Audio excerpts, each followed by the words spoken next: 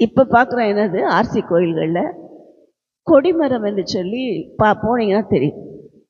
எல்லா இடத்துலையும் சாந்தோம் சபை அந்த சர்ச் வழியாக போனீங்கன்னா தெரியும். இங்கே இருக்கிற ஆர்சி சபைகள், சில சபைகள் பெரிய நிறைய இடம் இருக்கும். அவங்களுக்கு அந்த கோயில்கள் பக்கமாக போனீங்கன்னா தெரியும். ஒரு பெரிய கொடிமரத்தை வச்சிட்டாங்க. எப்படி இந்துக்கள் கோயிலில் கொடிமரம் நாட்டு அப்படியே வெண்கலத்தில் வச்சுருக்காங்களோ அதே போலவே இவங்களும் வச்சிட்டாங்க. உப்பு வைக்கிறது, மிளகு வைக்கிறது. அவங்க அகல் விளக்கு வச்சா இவங்க மெழுகு வச்சு வைக்கிறது. அவங்க மல்லிகைப்பூ மாலை போட்டால் இவங்க ரோஜாப்பூ மாலை போடுறது. ஸோ விக்கிரக ஆராதனை அப்படியே ஃபாலோ ஆகிட்டே தான் வருது. தேவன் ஏன் இதை சொல்லி கொடுத்தாரு இஸ்ரவேல் ஜனங்களுக்குன்னா, நீ போய் உன்னை சுற்றி இருக்க ஜாதிகளை பார்த்து விக்கிரக ஆராதனை கற்றுக்கொள்ளாமல் உயரே வானத்திலாகிலும் கீழே பூமியிலாகிலும் என்னை போல் ஒரு சொரூபத்தை உண்டாக்காதுன்னு சொன்னால், என்னை போலாவது மிருகத்தை போலாவது எதை போல சொரூபத்தை வணங்க வேண்டாம்னு சொன்னால் எல்லாத்தையும் என்ன பண்ணிட்டாங்க, விக்கிரகங்களாய் மாற்றி விட்டாங்க. இதுதான் நடந்தது. அதனால தான் என்ன ஆயிடுச்சுன்னா, தேவன் என்ன செய்தார், கட்டளைகளை கொடுத்தார். அவர்கள் புரிஞ்சுக்கிறதுக்காக தான் கொடுத்தார். அதில் பார்க்குற முதல் 4 கட்டளைகள் தேவனுக்கும் மனிதனுக்கும் உள்ள சம்பந்தம், தேவனுக்கும் மனுஷனுக்கும் உள்ள ஒரு உறவு, அவங்க 2 பேருக்கும் நடுவில் இருக்கக்கூடிய ஒரு உறவை குறித்து வெளிப்படுத்துகிறது தான் முதல் 4 கட்டளைகள். நீங்கள் வீட்டில் போய் படிச்சுட்டு வாங்க. 19ஆம் அதிகாரம் யாத்திராகமத்தில் 19ஆம் அதிகாரத்தில் இந்த 10 கட்டளைகளை குறித்து வாசிக்கிறோம். சண்டே கிளாஸ் பிள்ளைங்க 10 கட்டளைகள் என்னன்னு கேட்டு 2 கட்டளையாக மனப்பாடம் பண்ணி படிக்கணும். கர்த்தருடைய பரிசுத்த நாமத்துக்கு ஸ்தோத்திரம். சண்டே கிளாஸ் டீச்சர் தான் பார்த்துக்கணும். இப்போ என்ன பண்ணும், 10 கட்டளைகள் முதல் 4 கட்டளை தேவனுக்கும் நமக்கும் உள்ள காரியங்களை குறித்து வெளிப்படுத்துகிறது. அதில் தான் வாசிக்கிறோம். கர்த்தருடைய நாமத்தை வீணிலே வழங்காதிருப்பாயாக. எதுக்கு எடுத்தாலும் இயேசு இயேசு இயேசு. தப்பு செய்யும் போது கூட இயேசு, பாவம் செஞ்சாலும் இயேசு, எது செஞ்சாலும் இயேசு, திருடிட்டு ஓடியாரும் போது இயேசுவை இயேசுவை என்னை காப்பாற்று. இன்னைக்கு அப்படிதான் ஆயிடுச்சு எல்லாம். இயேசுங்கிறது ஒரு வியாபார நாமம் ஆக்கப்பட்டு கொண்டிருக்கிறது. அந்த நாமத்தை வச்சு வியாபாரம் பண்ணுறதுக்கு நிறைய பேர் வந்துட்டாங்க. அதனால தான் ஆண்டவர் சொன்னார், என் நாமத்தை வீணா பேசாதீங்க, வீணாய் வழங்காதிருங்கள். எதுக்கு எடுத்தாலும் இயேசுன்னு சொல்லாதீங்க. இதில் எப்படின்னா, சத்தியமான்னு சொல்கிறவங்க இந்துஸ்னா, இயேசு மேலே சத்தியமான்னு சொல்கிறவங்க யாரு? கிறிஸ்டியன்ஸ். கர்த்தருடைய பரிசுத்த நாமத்துக்கு சொல். என் நாமத்தை வீணிலே வழங்காதிருங்க. வீணா சொல்லாதீங்க. எதுக்கு எடுத்தாலும் இயேசு இயேசுன்னு சொல்லாதீங்க. இயேசு என்கிற நாமம் மகாபரிசுத்தம் உள்ள நாமம், வல்லமை உள்ள நாமம், கிருபை நிறைந்த நாமம். அந்த நாமத்தை சொல்லுகிறவன் எவனும் அநியாயத்தை விட்டு விலக கடவன் என்பது அதற்கு முத்திரையாயிருக்கிறது. அவரோட நாமத்தை சொல்றவங்க என்ன பண்ணுமா, அநியாயத்தை விட்டு விலகணும். அநியாயம் செஞ்சுக்கிட்டே இயேசுன்னு சொல்லக்கூடாது. அநியாயம் செய்து கொண்டு அதில் நிலைத்திருந்து இயேசு இயேசுன்னு சொன்னா வீணிலே வழங்குகிறார்கள் என்ற அர்த்தம். கர்த்தருடைய பரிசுத்த நாமத்துக்கு ஸ்தோத்திரம். அது மாத்திரமல்ல, அதில் பார்க்கிறோம், என்ன செய்வாயாக, ஓய்வு நாளை பரிசுத்தமாய் ஆசரிப்பாயாக. இந்த 4 கட்டளை தான் தேவனுக்கும் மனிதனுக்கும் உள்ள உறவை குறித்து சொல்லி கொடுக்கப்பட்ட கட்டளை. என்னையின்றி வேறு தேவர்கள் இருக்கக்கூடாது. 2வது சொரூபங்கள் இருக்கக்கூடாது. 3வது வீணிலே வழங்காதிருப்பாயாக. 4வது கர்த்தருடைய ஓய்வு நாளை பரிசுத்த நாளாக எண்ணி அதை ஆசரிப்பாயாக. இன்னைக்கு ஓய்வு நாள்னா ரொம்ப கஷ்டம். ஓய்வு நாளை புரிஞ்சுக்கிறதும் நிறைய பேருக்கு ரொம்ப கஷ்டம். ஓய்வு நாளா சனிக்கிழமை தான் முதல் நாள். நாங்கள் என்ன பண்ணுவோம், சனிக்கிழமை தான் வேணும் அப்படின்னு சொல்லி ஒரு குரூப் செவன்த் டே அட்வென்டிஸ்ட்ன்றவங்க என்னது, சனிக்கிழமை தான் ஆராதனையை வைப்பாங்க.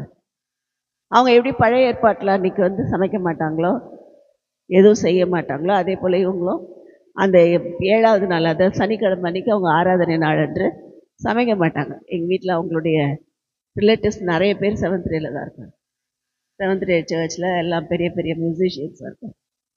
அன்றைக்கி போனீங்கன்னா அவங்க வீட்டில் சமைக்க மாட்டாங்க. முதல் நாளே சமையல் பண்ணி வச்சுருவாங்க. அடுத்த நாள் ஒன்றும் செய்ய மாட்டாங்க. சர்ச்சுக்கு போகிறது, ஜெபம் பண்ணுறது அதில் தான் இருப்பாங்க. காலையிலேருந்து சாயங்காலம் வரைக்கும் அதில் தான் இருப்பாங்க. ஏன்னா அந்த நாள் தான் எங்களுக்குரியது. ஆனால் செய்கிறதுலாம் மற்றதெல்லாம் செய்வாங்க. காரியம் என்னது? எனக்கு 7வது நாள். கர்த்தருடைய பரிசுத்த நாமத்துக்கு ஸ்தோத்திரம். ஒவ்வொருத்தருக்கும் ஒவ்வொரு நாள். தேவன் அப்படி ஏதாவது ஸ்பெஷலைஸ்டாக நாளை சொன்னாரா? ஞாயிற்றுக்கிழமை, சனிக்கிழமை, புதன்கிழமை, வெள்ளிக்கிழமை அப்படியெல்லாம் சொன்னாரா? இல்லை. ஓய்வு நாள் என்று ஒன்றை நியமிக்க வேண்டும் என்று சொன்னார். கர்த்தருடைய பரிசுத்த நாமத்துக்கு ஸ்தோத்திரம். அன்றைக்கு ஓய்வு நாள் என்கிறது என்னன்னா, எல்லா நாளும் வேலை செய்வாங்க, ஒரே ஒரு நாள் அவர்கள் எந்த வேலையும் செய்யாமல் ஓய்ந்திருப்பார்கள். அந்த நாள் அவர்களுக்கு பரிசுத்த நாளாய், தேவனுக்குரிய நாளாய் ஆசரித்தார்கள். துபாயில் இருக்காங்க, அவங்களுக்கெல்லாம் வெள்ளிக்கிழமை தான் லீவு. அவங்க ஞாயிற்றுக்கிழமை போய் எங்கே ஆராதிக்க முடியும்? ஏன்னா அவங்க காலையில் போனால் நைட்டு வருவாங்க. அங்கே அப்படியெல்லாம் வெளிநாட்டுக்கு போயிட்டாங்க, லீவெல்லாம் கிடைக்காது. இப்போ என்னைக்கு தான் ஆராதிக்கணும்? வெள்ளிக்கிழமை தான் ஆராதிக்க முடியும். உடனே தேவன், நீ ஏன் வெள்ளிக்கிழமை உன் ஆராதனை ஏற்றுக்கோ அப்படிலாம் சொல்ல மாட்டேன்.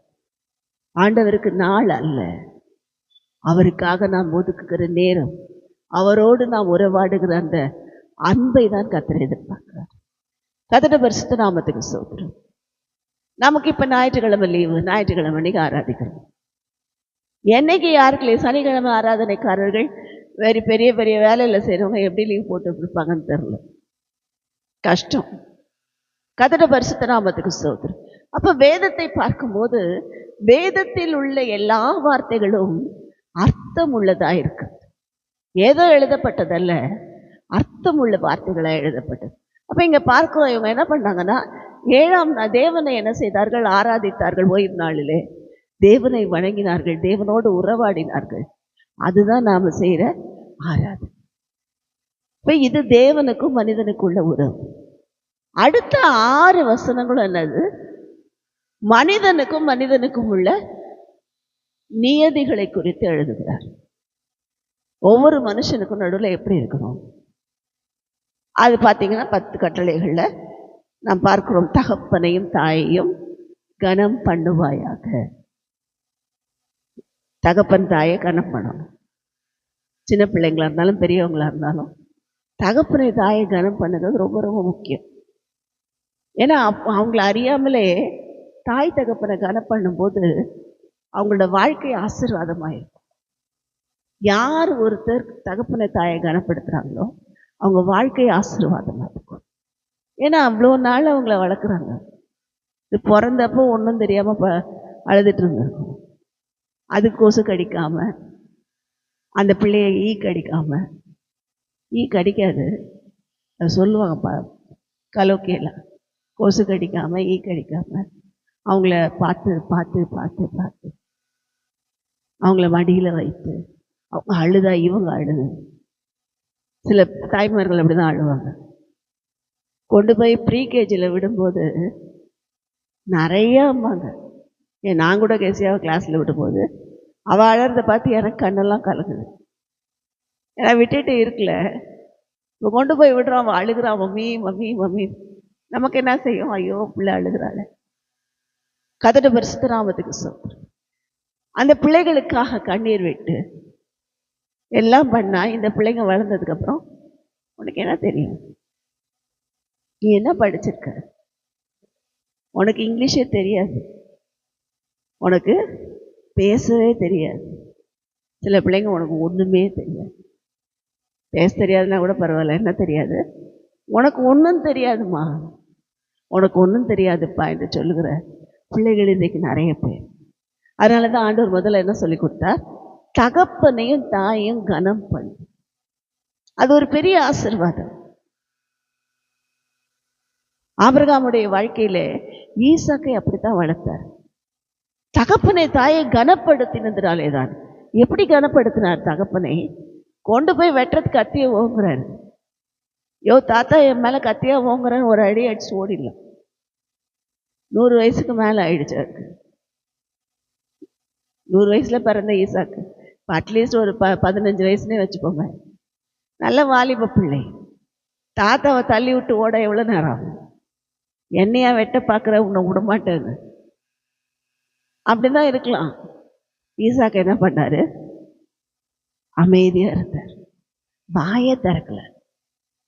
அப்பா செஞ்சா கரெக்டா இருக்கும்.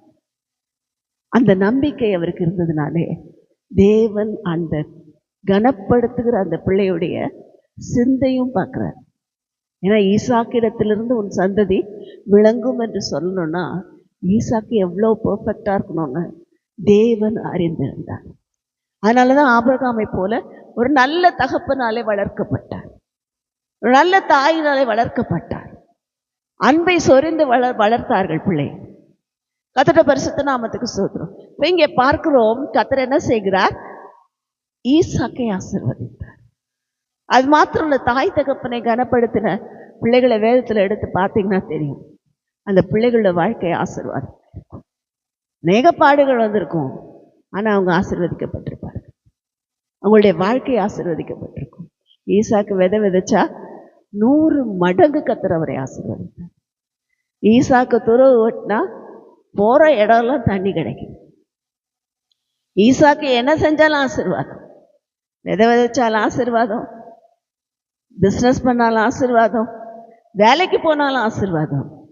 எல்லாமே ஆசீர்வாதமா இருக்கணும்னா தகப்பனை தாயை கனப்படுத்த கற்றுக்கொள்ள வேண்டும். அது ஒரு பெரிய அனுபவம். கர்த்தருடைய பரிசுத்த நாமத்துக்கு ஸ்தோத்திரம். ஆண்களா இருந்தாலும் சரி, பெண்களா இருந்தாலும் சரி, நிறைய பேர் என்ன பண்ணுவாங்க, வீட்டில் திருமணமாகி வந்தோன்னே முதல்ல உங்கள் அம்மா வேண்டாம் அப்படின்வாங்க. அதே மாதிரி இவங்க என்ன பண்ணுவாங்க, உங்கள் அம்மா அப்பா வீட்டுக்கு போகக்கூடாது, இதுதான் முதல்ல கண்ட்ரோல் கொண்டு வருவாங்க. ஆனால் ஒன்று, தகப்பனை தாயை கனப்படுத்துகிறவர்களோட வாழ்க்கை குடும்ப வாழ்க்கையிலும் ஆசீர்வதிக்கப்பட்டு அவங்களுக்கு தெரியும் தாய் தகப்பனுடைய அன்புக்கு இவர்கள் எவ்வளவு பாத்திரவான்கள், அவர்களை கவனிக்கிறதுல எவ்வளவு முக்கியம் இருக்கிறது என்று சொல்லி 2 பேருக்குமே புரியும். கர்த்தருடைய பரிசுத்த நாமத்துக்கு ஸ்தோத்திரம். அடிக்கடி சொல்றேன், எந்த மனுஷன் தன் தாயை கனப்படுத்தி தன் தகப்பனை கனப்படுத்தி அவர்களுக்குரியதை செய்கிறார்களோ அதே போல மனைவியும் அன்பா பார்த்துப்பாங்க. அதே போல எந்த மனைவி தன் தாய் தகப்பனை கனப்படுத்தி அவர்கள் அவர்களிடத்தில் அன்பா இருக்கிறார்களோ அவர்களுடைய வாழ்க்கையில அவர்கள் என்ன செய்வார்கள், தன்னுடைய குடும்பத்துல கணவனிடத்திலும் அன்பா இருப்பார். இல்லைன்னா 2மே வேற மாதிரி இருக்கும். கர்த்தருடைய பரிசுத்த நாமத்துக்கு ஸ்தோத்திரம். நீ பெருசா நான் பெருசான்னு சண்டை போட்டுட்டு அப்படி இல்லாதபடிக்கு தேவன் என்ன செய்கிறார், இந்த நாள்ல ஒருவேளை பிரச்சனை உங்க அம்மாவால தான் வருது, உங்க அப்பாவால தான் வரும், வயதானவங்க பிரச்சனை பண்ணாம இருக்க மாட்டாங்க. புரிஞ்சுக்க முடியாது அவங்களால, வயசாயிடுச்சு. என்ன செஞ்சாலும் தப்பா தெரியும், நல்லது சொன்னா கூட தப்பா தான் தெரியும். கர்த்தருடைய பிள்ளைகள் நாம் அமைதியாய் போகும்போது கர்த்தர் என்ன செய்வார், நம்மை கனப்படுத்துவார், நம்மை ஆசீர்வதிப்பார், நம்மை உயர்த்துகிற தேவனாய் இருப்பார். கர்த்தருடைய பரிசுத்த நாமத்துக்கு ஸ்தோத்திரம்.